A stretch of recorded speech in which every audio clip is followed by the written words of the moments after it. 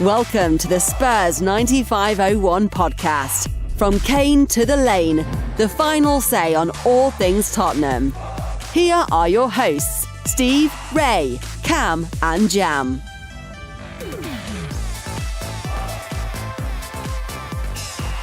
Everybody, welcome back to the Spurs 9501 podcast. I've got our football expert Cam with us, based in Florida. Hello, Cam. Hello, everybody. Hello from sunny Florida. Excellent. So I've got some of Cam's precious time just to discuss the situation with Pochettino. We keep hearing rumours about Pochettino coming to Tottenham or Pochettino going to Madrid, etc. So I just wanted to get Cam's thoughts on what he thinks actually is going to happen. So let's play. I'm going to play the clip from of an interview from Sky Sports, and I'll ask Cam to have a few comments about it. So Cam, just listen to this, and tell me what you think. How have we got to this point? Because it wasn't so long ago that he was dismissed by Daniel Levy and Jose Mourinho came in to replace him. Look, we can confirm that Spurs are in talks with Mauricio Pochettino about him coming back to the club. This is a sensational story that was first reported by Charlie Wyatt in the Sun newspaper, I think a couple of days ago. And it is absolutely true. Charlie was 100% right. Spurs are in talks. Mauricio Pochettino obviously was sacked by Spurs 18 months ago by Daniel Levy. I think Daniel Levy now accepts that was a mistake. So, Cam, that was Kaveh Solikul of Sky Sports giving his view. Firstly, let me ask you a question. Do you think Daniel Levy actually admits it's a mistake, or is he just trying to recover, some lost credibility with the fans? Excuse me. He's made so many mistakes right from the beginning since Enick have taken over the club and never have made one of them. So I find it very hard to believe that suddenly he's had an epiphany or seen the light and has now decided to come clean. It just stretches credibility, to my view. Very difficult to believe. Yeah, I don't believe it either. I mean, this guy was very ruthless in what he did. He's always had a crush on Mourinho. It didn't work out. Do you think he sees bringing Pochettino back as a way of appeasing the fans and getting them back on side again or not? Do you think that's the main motivation rather than any new love for Pochettino? I think we've got to think about the reasoning behind why Pochettino was sacked. Why did he leave? Why was he fired from Spurs in the first place? We were 14th. We'd just been thrashed by Liverpool. We'd lost 7-2 to Bayern Munich at home. All right, albeit Bayern Munich went on to win it. But the fact that ex-Gooner got a hat-trick against us and basically kick-started his whole career at White Hart Lane, but it's not the first time, does sort of stick in the Spurs fans' throats. But why was he sacked? That's where we were. He seemed to have lost the dressing room. He seemed to have lost interest in the team. He seemed to have lost a lot of stuff. Dele had already gone off the boil the season before. Kane looked a bit disinterested. He didn't get the funding. We'd just come out of the Champions League semi-final where he said if we'd won it, he would leave anyway. So it was all a real mess, I think. I mean, if you compare it to Liverpool lost the final and went on to winning, went from strength to strength. We just seemed to crumble and disappear.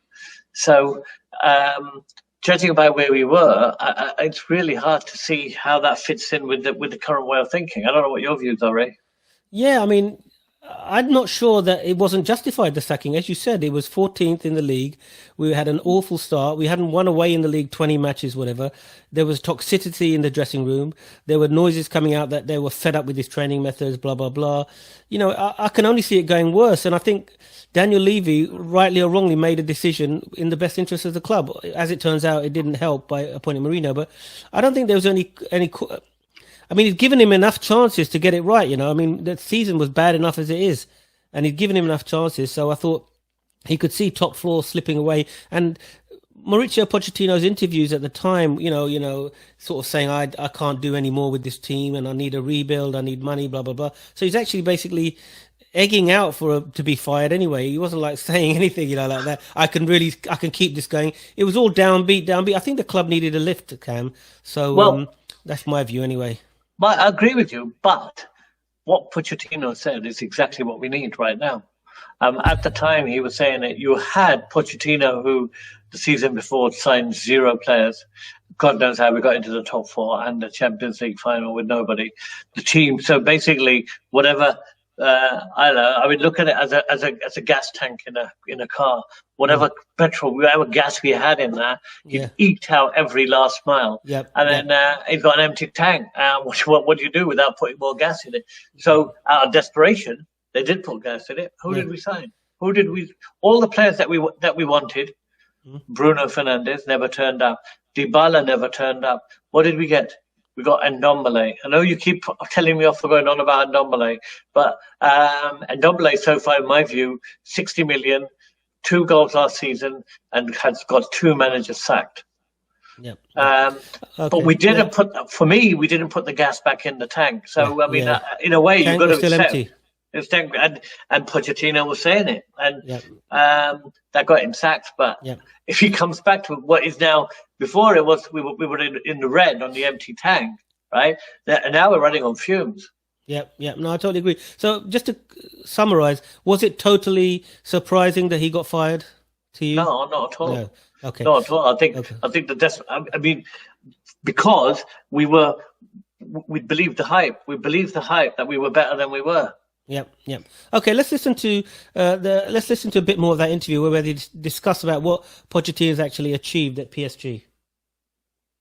Since January, Pochettino has been the head coach at PSG, where he also used to be a player, but I don't think he's totally settled in Paris, and I think he would be open to the option of returning to Spurs. He's got 1 year left on his PSG contract. He did win the French Cup with PSG a couple of weeks ago, but they missed out on winning the French title. If you're the PSG manager, you're really expected to win the title every season, and they were also knocked out of the Champions League by Manchester City, of course. So that's correct, isn't it? I mean, it's just like a given. If you're a PSG manager, you win Ligue 1. I mean, and Pochettino's even bottled that. Well, I mean, from what we read between the lines, he was never the manager of PSG, was he? He was just the face of PSG, and Leonardo's really the manager of PSG, because all the strategic, tactical, and all the decisions taking place, who knows who does that? Look at the managers that have gone through there right now. You had Emery and you've had Tuchel. They're not bad managers. Emery's just won the Euro. Well, Tuchel, we all know, Europa League. Tuchel's just won the Champions League. Come from PSG. What did they do at PSG? Well, not good enough to not get fired. So there is definitely structural issues at PSG, which obviously, I think what Pochettino has probably found is he had the same problems at Tottenham. So he left Tottenham because he wasn't being given the budget or the freedom that he needed to build that team. So he goes to PSG and realizes he's got even less freedom.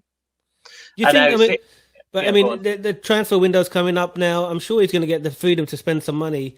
You know, Neymar staying. I don't know about Mbappe. Is Mbappe staying? I'm not sure. But surely they'll give him at least one transfer window to get his own players in and to get his thoughts across. What do you think? Well, from what we don't know because we're not there, but one of the reasons for him being upset is that Leonardo won't give him that freedom. That's what's his problem. So I can see where he's coming from. You could be lambasted for not winning this and not winning that and this is what's happened at Spurs with him, wasn't it? I mean, if you looked at his record, we overachieved every single year with Pochettino. And we were a small club paying a quarter of the wages of some of the big clubs, and we were still in the top 4. We should have been in the top 4. Our real position should have been where we are right now. So he did overachieve in that time. Can he do it again? That's what you need to ask. And would he do it again with the tight-ass strings of Levy? Yep. Okay, I mean, the last part of the interview I wanted to play you was to see whether Pochettino could actually keep Harry Kane at the club. But let's have a listen to this. If he were to return, his priority wouldn't be necessarily signing someone, but it would be keeping someone at the club, and that someone is Harry Kane. How do you think he would be reacting to this breaking news that we're bringing our audience, our viewers, this morning? I think Harry Kane would love to work with Mauricio Pochettino again. There was a really, really strong, deep connection and bond between the two men. Is it enough to keep Harry Kane at Spurs? I don't know. Cam, I'm going to ask you the question. If Mauricio Pochettino comes back to Tottenham, is it enough to keep Harry Kane at the club? I mean, what the commentator's saying there, sorry to have to say it, it's a pile of crap. because we were all being told very clearly the reason why Mourinho was brought in was to keep Harry Kane at the club. So you'd assume that Pochettino wasn't able to keep Harry Kane at the club. That's why we brought Mourinho in. So what's he talking about, this deep bond? So on that logic, no, of course not. I love the way they say, oh, it's not about signing players, it's about keeping players. Oh my God, if we keep some of the players that we've got now, we might as well just start looking who we're going to be beating in the Championship. Forget about Harry Kane. Yeah. So will he keep him? My view is, if Kane, the only thing that's going to keep Kane is a 3-year contract and Levy's price. Yeah. Plus, Ray, you did say one more thing. You want to put the Manchester City angle in there. No, I was just going to say that having heard what we've heard, having your thoughts on all that, I know you're not a betting man, but is your money on Poch coming back or not? You know, there's 2 jobs out there right now, isn't there? Well, I'm going to go and talk about that, but just tell me, is Poch coming back or not? And I'll ask you some other question about the other jobs as well. I think everything points to him coming back, assuming Real Madrid don't come in with a better offer. Okay, let's talk about the other potential suitors at Tottenham Hotspur. And some of these might be laughable, but let's just discuss them. Give me your... okay, Zinedine Zidane. Firstly, would he take the job? And secondly, is he a good enough manager to be at Spurs? Go ahead. I'd love Zidane to come back to Spurs as long as we sign Bale for another year. That would be great fun to watch. I may force him to play him every game, wouldn't it? I will be his penance for having taken Real Madrid into the doldrums. I mean, I love Zidane, probably one of the best players with Maradona that I've ever seen play on a football pitch. I mean, he was probably one of the greatest without a doubt. And I mean, if you could bring some of that magic to Tottenham, more than welcome. But is he really a good manager or not? When you've only managed Real Madrid and you've had all those results and those players, you can't really answer that question, can you? No. Okay, the second one I wanted to ask you about is Antonio Conte. Proven, probably really what Spurs need right now. Like I said, a hand grenade in the dressing room, passion, tactical nous, a bit of what he's done in Italy. I mean, no one would have given him a chance of winning the Scudetto. Won it at Chelsea, won the FA Cup at Chelsea. Passionate, crazy, but definitely proven himself as a tactical genius in the sense that he knows how to get the best out of teams. So yeah. But can he get on with Daniel Levy? That's the $100 million question. I don't think he can get on with anybody. That's his beauty about his passion. I mean, for 2 years, he might be able to deliver something.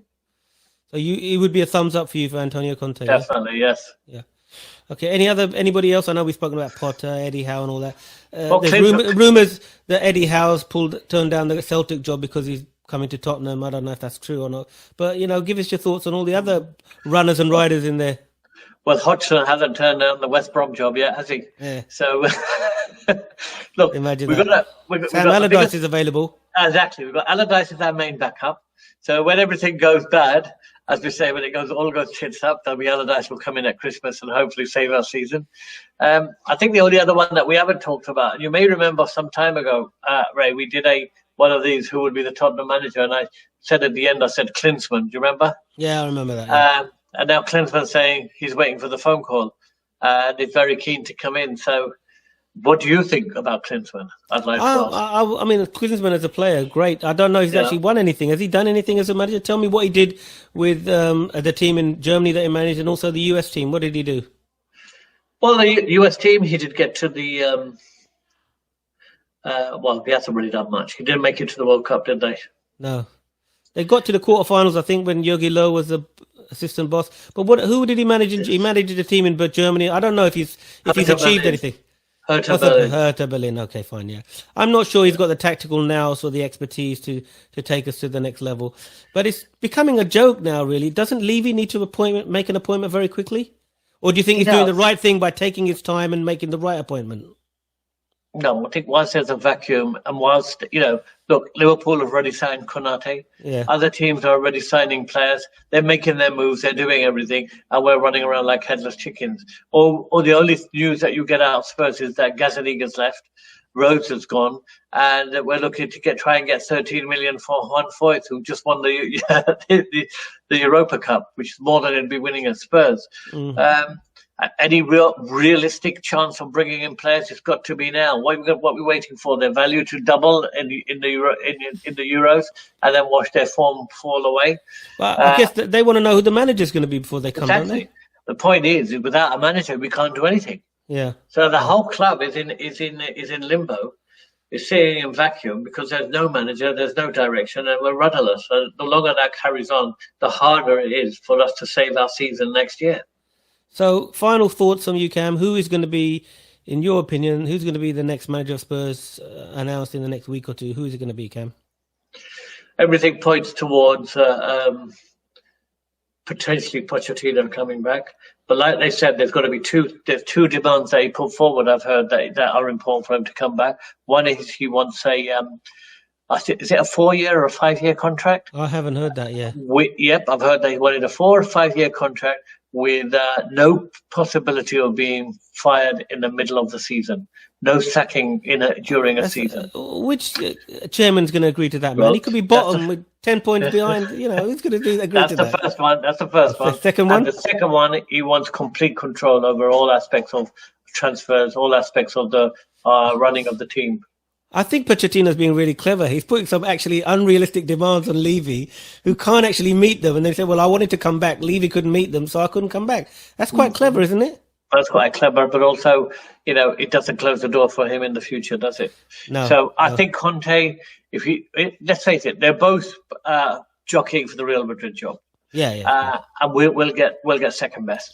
Whoever loses that. But let me ask you, if Pochettino goes to Real Madrid, do you think Conte is really going to be enticed by going to PSG? He's never going to get on with Neymar or Mbappe, these guys. Do you actually think he'd want to go to PSG? I thought if Zidane doesn't go to PSG, then the 3 jobs, 3 managers, and it's like a merry-go-round. Who gets off where?